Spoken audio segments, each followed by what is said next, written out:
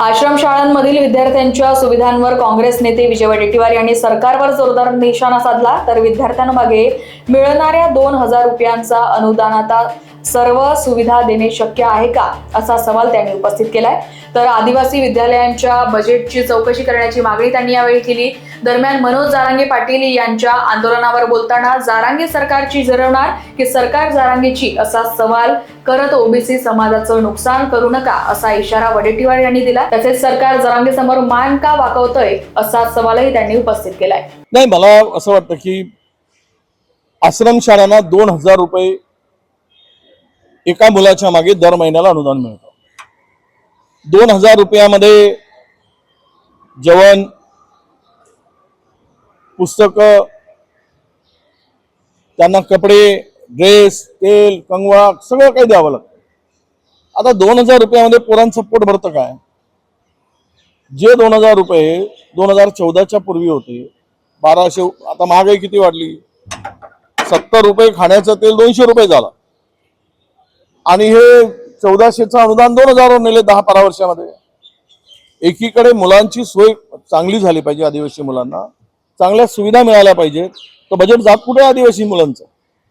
पुढे चाललाय कोणाच्या घशात चाललाय याची पण चौकशी झाली पाहिजे ना। जे बजेट आदिवासींच्या लोकसंख्येप्रमाणे जो मिळतो त्या बजेटला कोण फुंकून खात आहे, कोण आपल्या गळ्यात घालतोय, कोण पोटात घालताय, आणि 2000 रुपये देऊन सगळ्या सुविधा कराव्यात। महाराष्ट्रामध्ये आतापर्यंत अशा घटना अनेक ठिकाणी झाल्यात, अनेक शाळांमध्ये झाल्यात सर्पदंशाने, परंतु संचालकांच्यावर गुन्हा दाखल झाल्याची पहिली वेळ आहे। या नैसर्गिक आपत्ती येत असतात। काल वर्धेच्या एसपीच्या ऑफिसमध्ये 2 दिवसापूर्वी एसपीच्या घरामध्ये विषारी साप सापडला, आढळून आला। मग कुठे आढळून येऊ शकतो?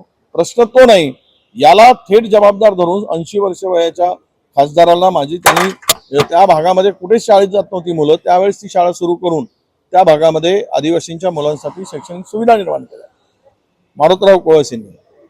जिथे सुविधाच नव्हत्या, मुलं शिकत नव्हती, अशा वेळेस ती सगळी व्यवस्था निर्माण करत असताना काही चुका झाल्या असतील, नाही असं मी म्हणत नाही, पण त्याला थेट संचालक म्हणावं। यापुढे ज्या शाळेमध्ये अशा घटना होतील त्या शाळेच्या संचालकावर आता गुन्हे दाखल करावे लागतील, ही प्रथा पडेल, त्याला जबाबदार धरलं जाईल।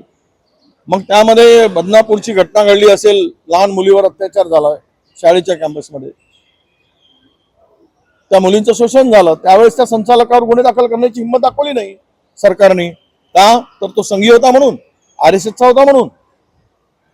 अरे सगळ्यांना समान न्याय द्या ना, आम्हाला कोणालाच विरोध नाही, आम्ही त्यांनी जे काही चूक केल्या असतील कारवाई व्हावी, पण ज्या पद्धतीनं तुम्ही तिकडे सुविधा देऊन त्या मुलांसाठी हे वाढवून द्यायला पाहिजे। बरं, तिथे 3-4दा व्हिजिट झाल्या, त्याचं इन्स्पेक्शन झालं, त्यावेळी असा कुठेच उल्लेख केला नाही की ते कार्ड दिली पाहिजेत, बेड दिला पाहिजेत। मग ही अधिकाऱ्यांची जबाबदारी नाही तिकडे काय व्यवस्था निर्माण कराव्यात किंवा तिथे त्याला काय सुविधा द्याव्यात, त्यामध्ये त्यांनी का नाही आक्षेप नोंदवला? आणि कुठल्याही आश्रमशाळेमध्ये बेड नाहीये। महाराष्ट्रामध्ये 1000 आश्रमशाळा आदिवासी विभाग चालवतात, जरा दाखवावं त्या मंत्र्यांनी आणि सरकारने कुठल्या शाळेमध्ये बेड आहेत, किती शाळेमध्ये बेड आहेत। आता अशी घटना झाल्यानंतर हे होऊ नये, दुर्दैवानं अशा घटना घडून आदिवासी दिनाच्या दिवशीच जागतिक ही घटना घडली, त्यामध्ये हे फार मोठी दुर्दैवाची घटना आहे आणि निष्पाप मुलींचं त्यामध्ये जीव गेला। पण या सुविधा देण्याचं काम कोणाचं आहे?